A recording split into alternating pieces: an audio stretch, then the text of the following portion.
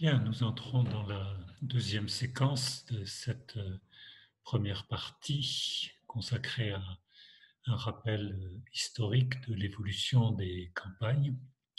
Et vous vous souvenez que nous venons de voir sur le temps long ce qui s'était passé dans la période médiévale et puis dans la période de la royauté, où l'on a vu que les campagnes étaient la source première de la production de richesses, non seulement agricoles, mais que s'était développée toute une industrie rurale dans l'ensemble des territoires.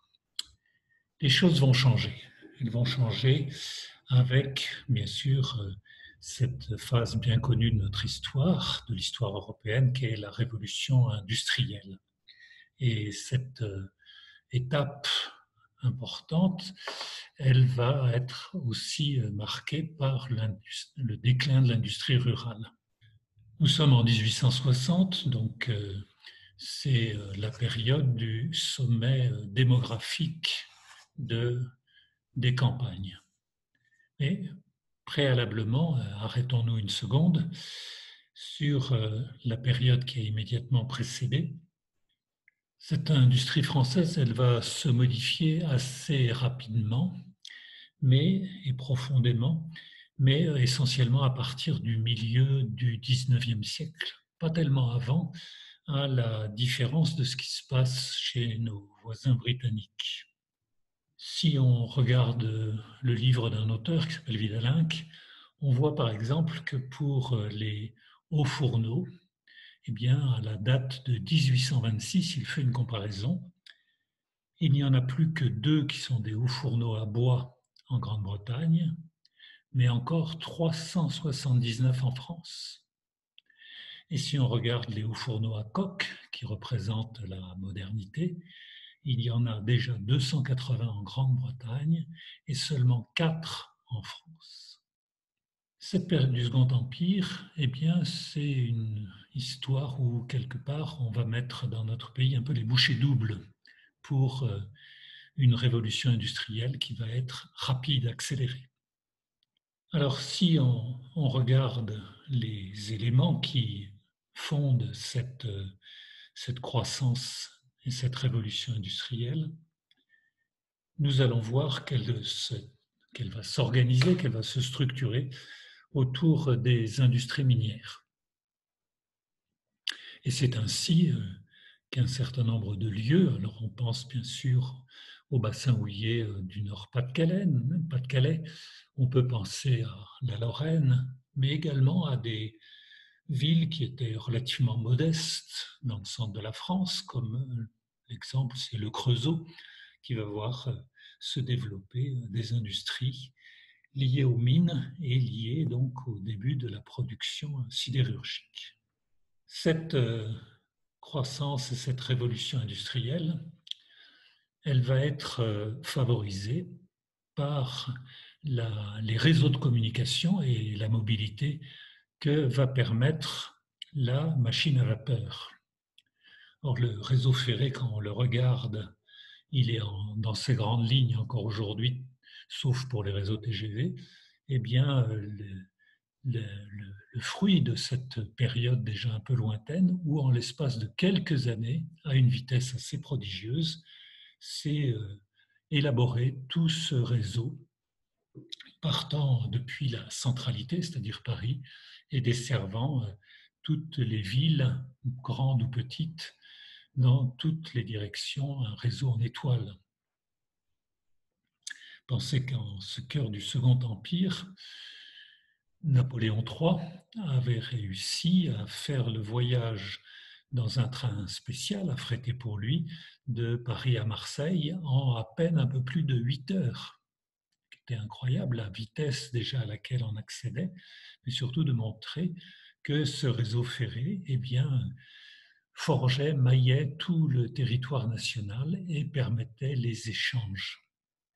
Alors parler des lieux, des bassins miniers, parler de transport n'est pas suffisant pour comprendre cette révolution industrielle.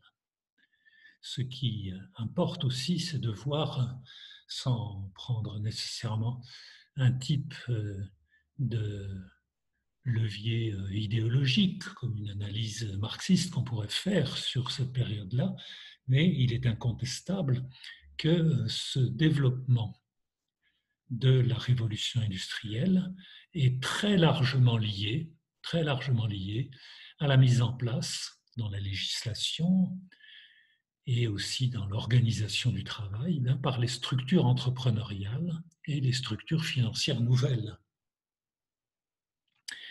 C'est le moment où se développent à toute vitesse les formes entrepreneuriales que sont les sociétés anonymes, qui permettent de mobiliser les capitaux importants disponibles pour les orienter vers le développement industriel. Structure financière nouvelle, et bien aussi avec un capitalisme financier, c'est l'époque où apparaissent les premières grandes banques que l'on connaît encore de nos jours, comme le Crédit Lyonnais par exemple. Donc le cadre juridique, le cadre entrepreneurial est là, il est présent, et bien sûr, la révolution industrielle va utiliser ces outils juridiques, financiers, pour mettre en place des industries qui vont être sans cesse de taille plus importante et pour aller vers des productions très diverses et qui vont être de plus en plus des industries diversifiées et que les structures de commercialisation vont permettre de mettre en place auprès de consommateurs français, voire des pays voisins. À titre d'exemple, au milieu du Second Empire, on a ce fameux traité franco-anglais de 1860, on peut dire d'inspiration libérale et demandé d'ailleurs en particulier par les Britanniques, qui favorise la montée des échanges, tout simplement parce que on se perçoit qu'avec cette révolution industrielle qui permet des productions massives, le protectionnisme gêne, altère la possibilité d'échanges à plus large échelle. Cette révolution industrielle, bien évidemment, elle va être accompagnée d'une urbanisation très rapide. Certes, au plan démographique, les régions rurales restent encore majoritaires, mais l'urbanisation des villes se fait très rapidement dans toute cette seconde moitié du XIXe siècle. Il vient ensuite une période qui est celle de la Troisième République et sur laquelle on va s'arrêter un moment parce qu'elle est fort intéressante à étudier pour comprendre les caractères du monde rural jusqu'à nos jours. Il faut se replonger dans l'histoire. L'histoire, c'est 1870, c'est le désastre de Sedan, c'est la chute du Second Empire et le pouvoir passe entre les mains des Gambetta et juste quelques temps plus tard aux mains de la Troisième République, avec les lois constituantes de 1875. Ce qui frappe dans ce moment très précis de l'histoire, c'est combien le monde rural, le monde agricole, va faire l'objet de l'attention du politique. Au fur et à mesure que les campagnes entrent dans un déclin démographique, au fur et à mesure que les activités non agricoles délaissent les régions rurales pour croître en ville, c'est à ce moment précis qu'on va avoir une survalorisation symbolique des campagnes. Et c'est en ce sens-là que je dis qu'il va y avoir une attention du politique vers ce monde rural. L'enjeu, il est simple à exprimer. L'enjeu, c'est celui du vote. Est-ce que les campagnes vont aller, alors que le vote royaliste reste très important dans certaines régions, va aller vers la République naissante ou pas? C'est là la question. En ce sens-là, les républicains, avec Gambetta, vont comprendre qu'il y a lieu de capter ce vote paysan. Mais en même temps, il y a ce souci de Gambetta et des hommes qui sont autour de lui, de bien voir, ils ont gardé le souvenir de 1848 et encore plus de 1870. 1848, ce sont les journées révolutionnaires qui vont aboutir à l'implantation, à l'instauration de la Seconde République.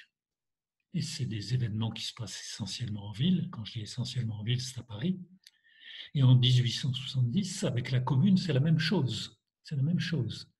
Un mouvement plutôt de tendance ouvrier, artisan, mais qui a, dans sa dimension révolutionnaire, quelque chose qui frappe les esprits. Et donc, avec Gambetta, qu'est-ce qu'on va avoir comme souci? Eh bien, c'est de valoriser ces campagnes qui sont éloignées des classes dangereuses de la ville, perçues comme dangereuses. Les républicains, donc, voient dans la population des campagnes, dans les paysans, ceux qui vont contribuer à porter leur projet.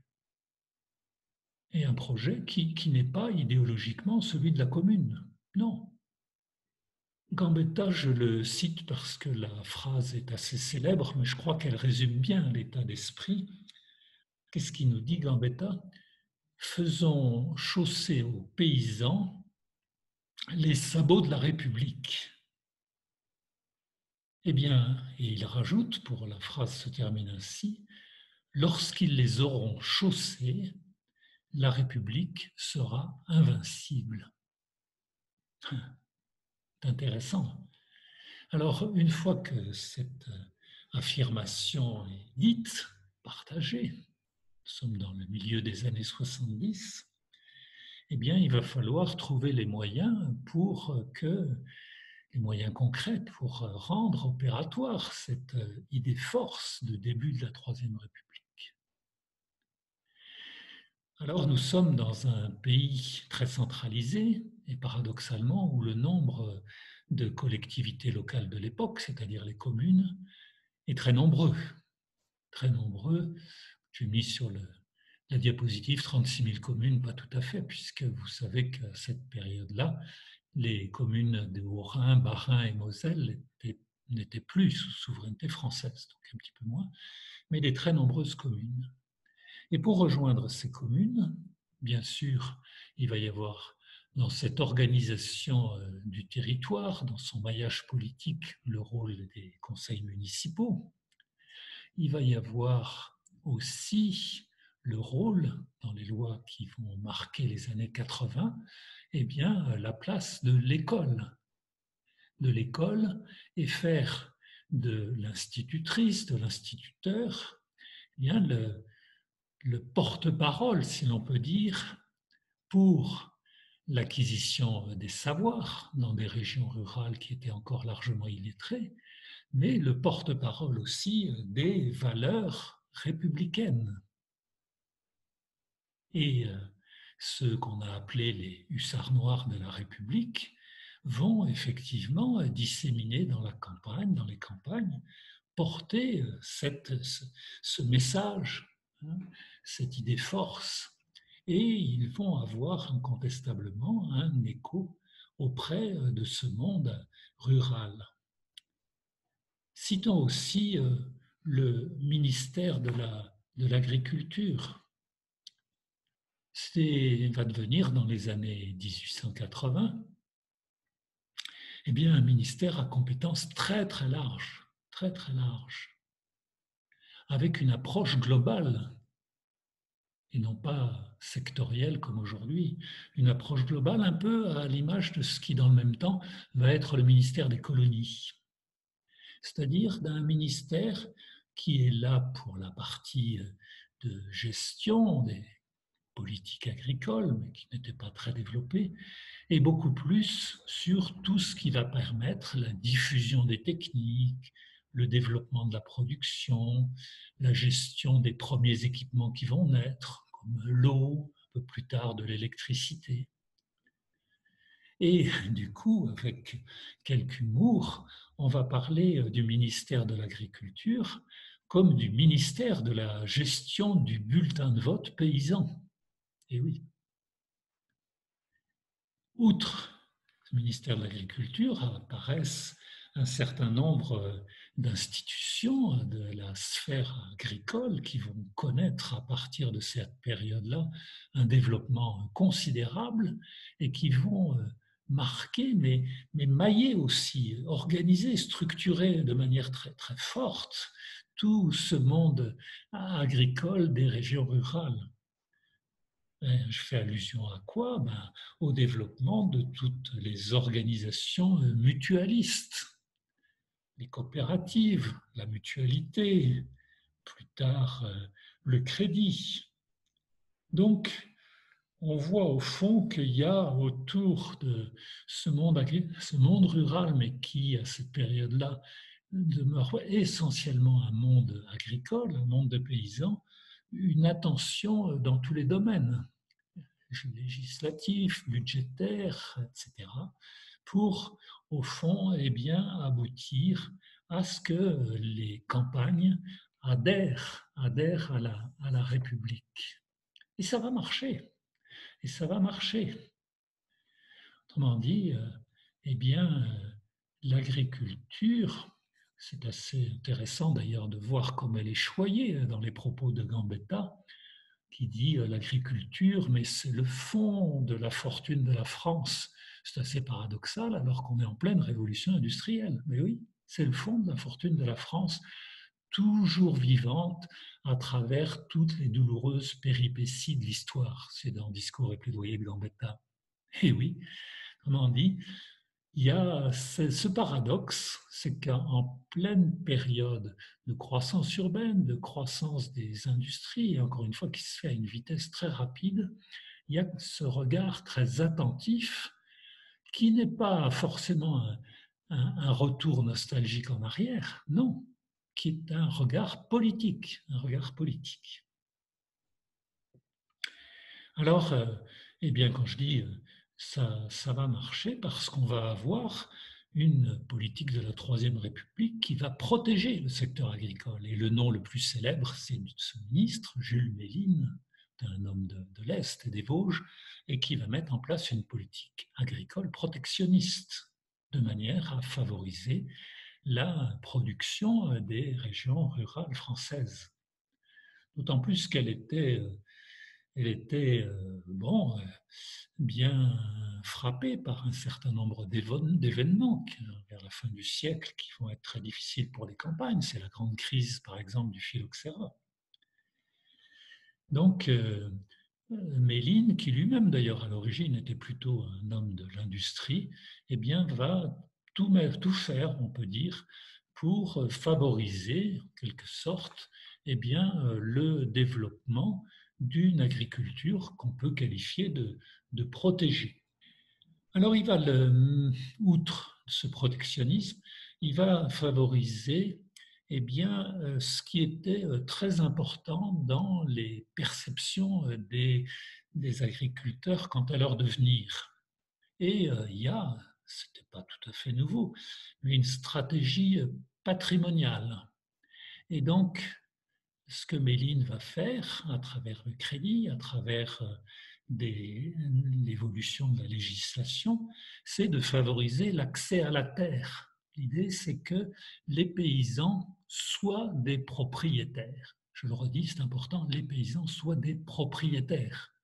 Une population de propriétaires ralliée à la République, c'est une population qui ne va pas faire, dans l'esprit des gouvernements de la Troisième République, qui ne va pas faire la révolution. On va voir se combiner à cette stratégie patrimoniale une stratégie matrimoniale. Alors que jusque-là, les taux de fécondité étaient relativement importants, moins que dans d'autres pays d'Europe, mais quand même assez importants, on va avoir une cellule familiale avec cette obsession de la terre et de la transmission de la terre, qui va être une stratégie d'un faible nombre d'enfants. Ça, c'est une caractéristique démographique. Alors, ceci, outre le déclin démographique, va entraîner progressivement, bien sûr, une diminution de la population dans certaines zones rurales. Avec ces caractéristiques, bon, alors je ne vais pas réutiliser trop ce terme identitaire, mais tout au moins les traits de cette société, on va dire plus simplement, eh bien, on voit apparaître une certaine opposition entre ville et campagne. La campagne, c'est eh bien, les lieux, les territoires des propriétaires, c'est un lieu de stabilité et c'est un lieu avec, là aussi, je le redis, l'importance des instituteurs, eh bien, un lieu de patriotisme. Quand va surgir plus tard la Grande Guerre en 1914, eh bien, cette dimension est particulièrement importante parce que qui va être dans les tranchées à partir de 1900, fin 14, début 1915, ben, c'est des paysans pour la plus grande part. On avait besoin des ouvriers dans les usines d'armement. Donc, on a cette campagne avec ses caractéristiques, ses traits de société qui s'opposent à la ville. Qui s'oppose à la ville. La ville, c'est quoi? Ben, la ville, c'est un espace où on voit poindre puis se développer très rapidement la bourgeoisie, une bourgeoisie perçue comme dépensière, affairiste, voilà. Et puis une ville qui est aussi la localisation des ouvriers. Et au fond, dans cette politique qui, encore une fois, est là pour correspondre aux besoins du politique pour asseoir la Troisième République, eh bien, on voit cette identité paysanne qui renoue finalement avec quelque chose du siècle précédent, des physiocrates. Vous vous souvenez ce qu'il disait sur labourage et pâturage sont la richesse de la France. Alors même si ce n'est pas économiquement vrai,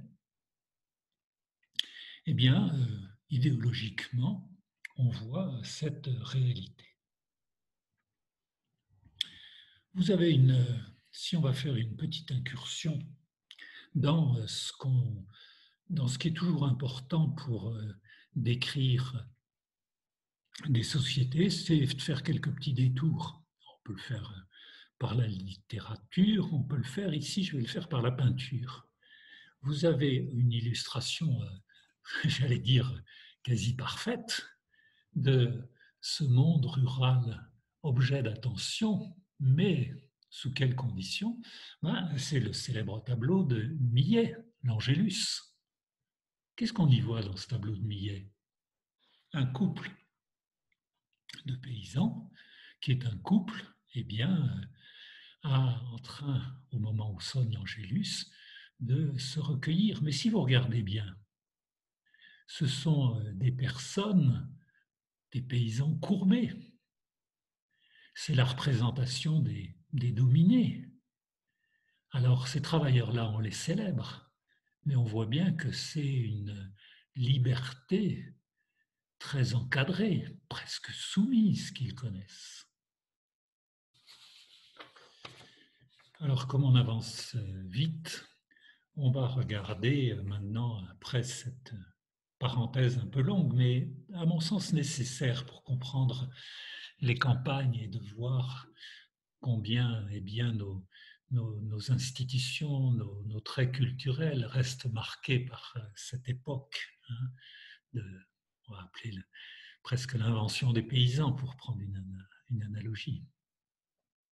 Après la Seconde Guerre mondiale et la manière bien ambiguë de la mise en relief du monde paysan et agricole par le gouvernement de Vichy, on en arrive, après 1945, à cette période qu'on va appeler les 30 Glorieuses.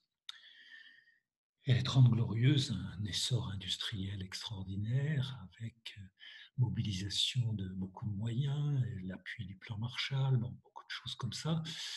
Ce n'est pas notre sujet, mais ce que nous allons voir, c'est l'apparition de ce qu'on peut appeler des nouvelles campagnes.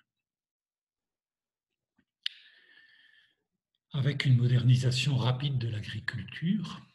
En 1945, le monde agricole, c'est encore pas loin de la moitié de la population active. Ça va baisser très rapidement, mais cette agriculture va, au fur et à mesure que des agriculteurs quittent le monde rural pour partir vers la ville, eh bien, il y a besoin d'intensifier davantage, avec moins de bras, eh bien, ce secteur de production.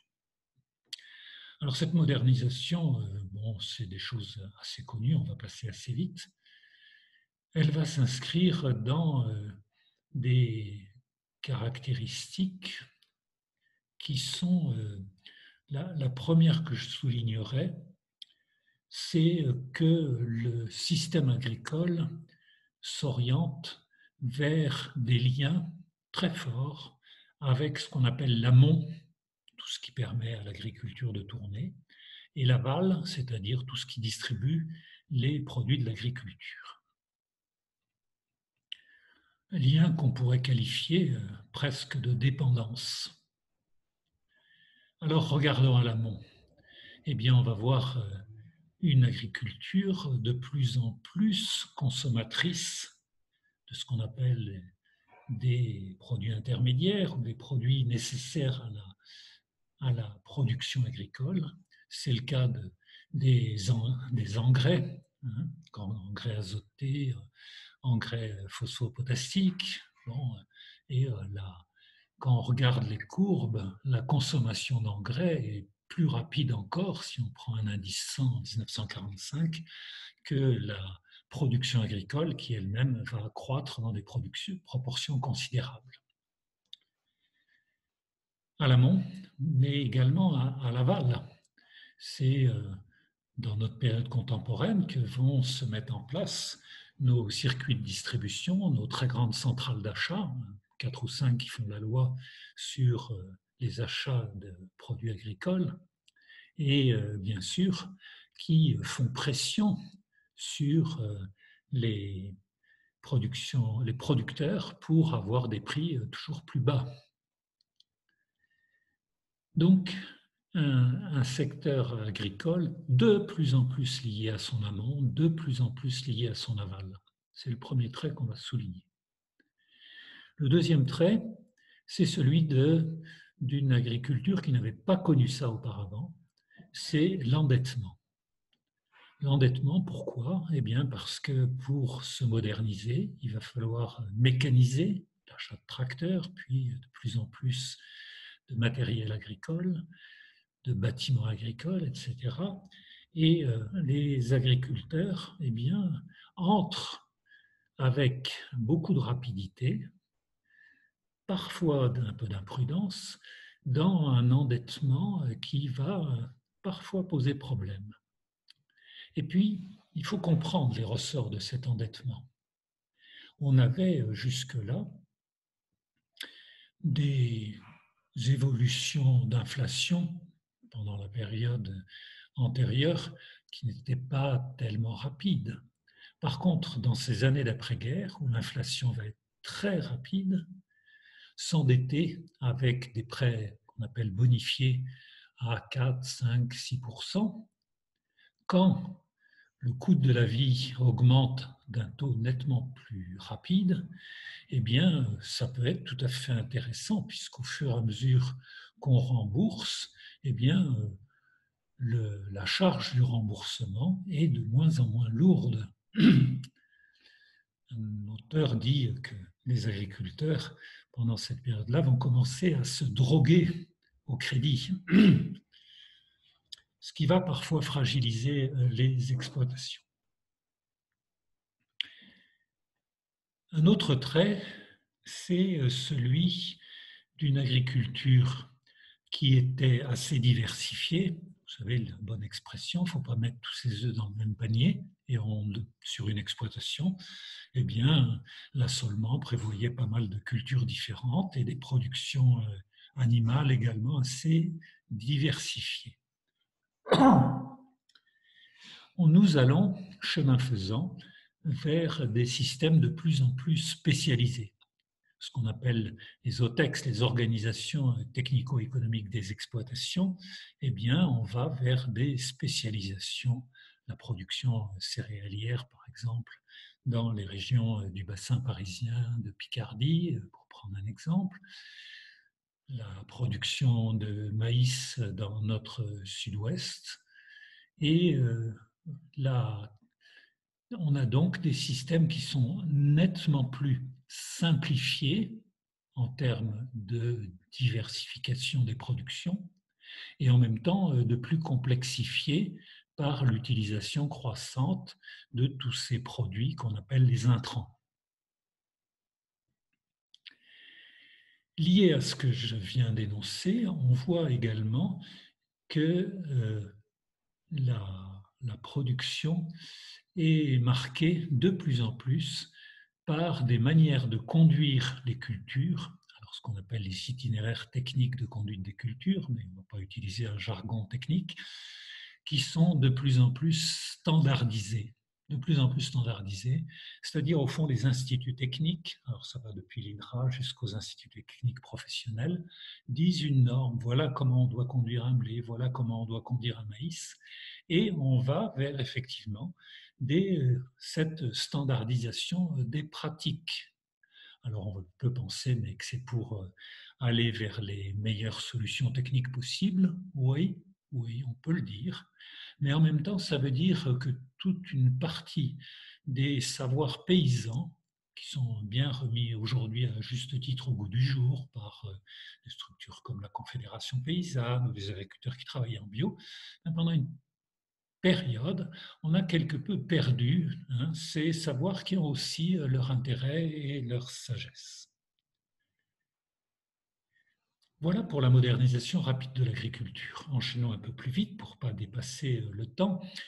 Il y a ce qu'on appelle l'idéologie du progrès. Cette idéologie du progrès, c'est un courant de pensée qui vient de, à la fois, une partie du ministère de l'Agriculture qui lance les CIVAM, qui sont des structures associatives de vulgarisation agricole, mais surtout de la sphère agricole elle-même qui s'organise syndicalement, par exemple, et autour, par exemple, du CDJA, les centres départementaux des jeunes agriculteurs, et puis aussi par un certain nombre de mouvements de pensée. Alors le plus connu, bien sûr, c'est celui de la jeunesse agricole chrétienne, la JAC, et qui, au fond, dans les exploitations, un peu, on peut dire qu'ils ruent dans les brancards, ils ont envie de montrer ce qu'ils peuvent faire, et donc qui veut balayer un petit peu du passé pour se lancer, alors je ne dis pas aveuglément, mais pour se lancer à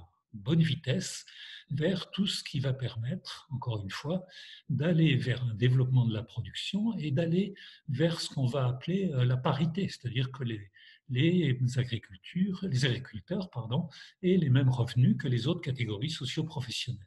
Alors ça va passer par des formes de vie associative bien connues, les GDA, les CETA, tout un maillage très très vivant et qui dans les années 70-80 vont forger bien, cette idéologie du progrès. On doit aller de l'avant, on va de l'avant et bien sûr, on est là pour nourrir, alors nourrir non seulement la France, mais de plus en plus relayée quand la production va devenir excédentaire pour nourrir la planète.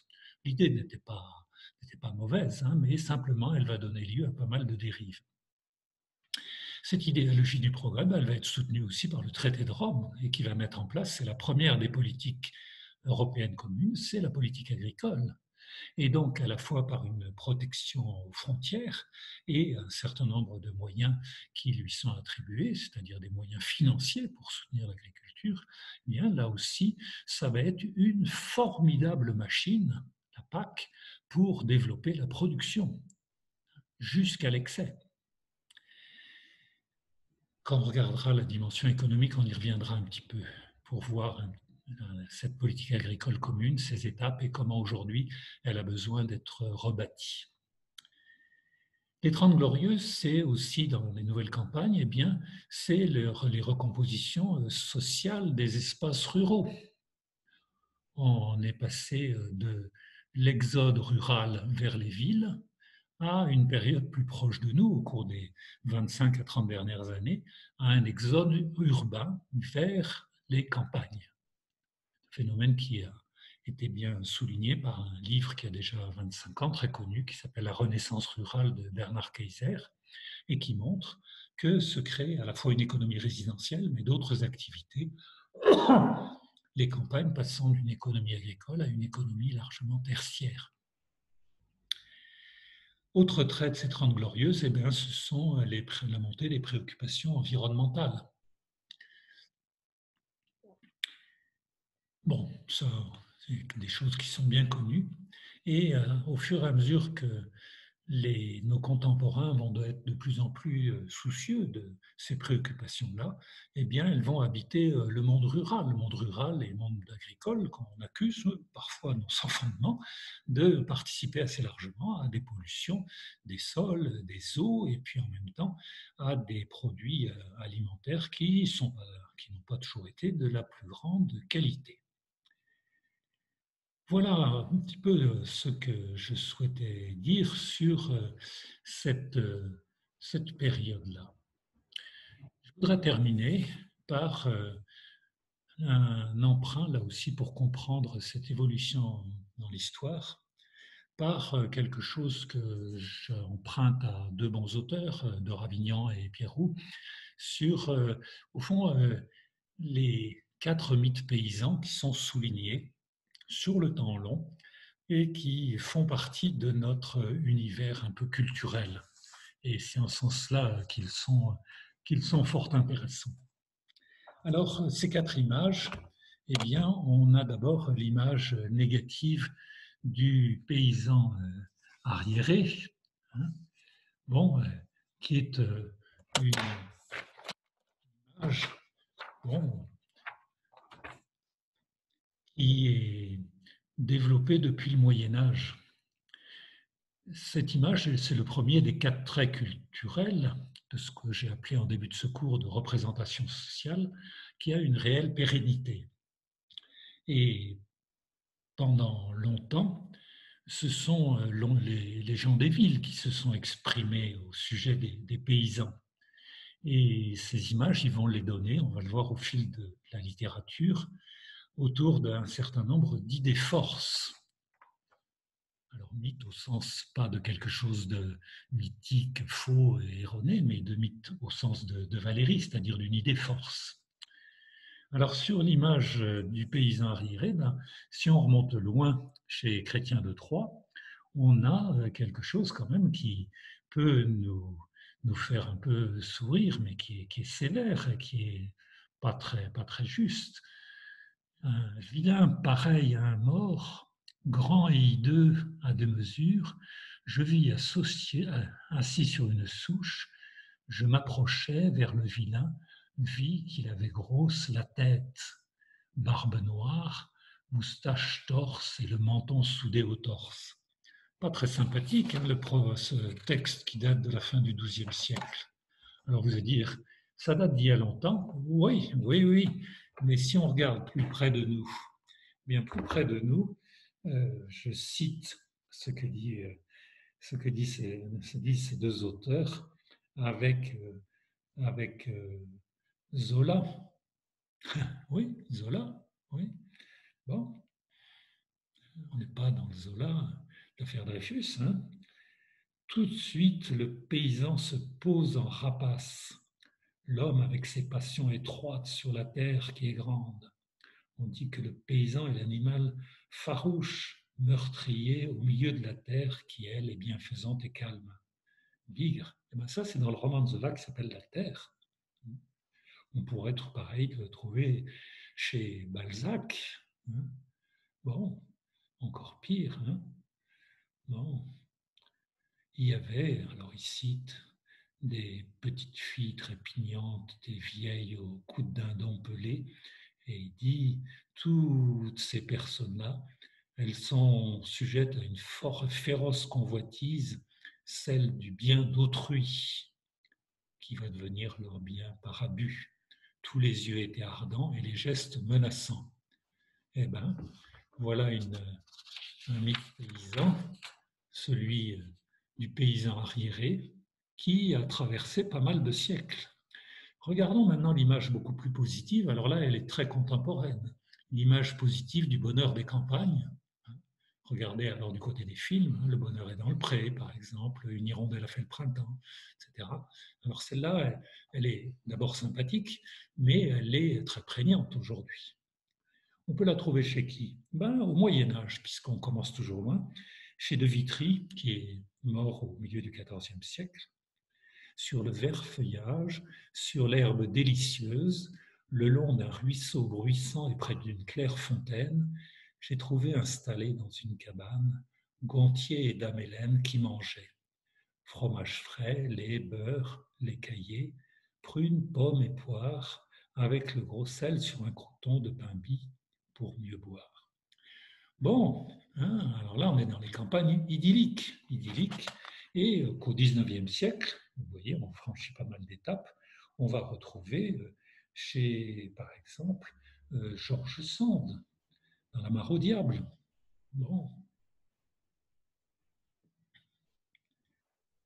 l'attelage reprenait sa marche égale et solennelle, le laboureur dont la fin de violence n'était qu'un exercice de vigueur et une dépense d'activité, il reprenait tout à coup la sérénité des âmes simples et jetait un regard de contentement paternel sur son enfant qui se retournait pour lui sourire. Ah, les belles campagnes.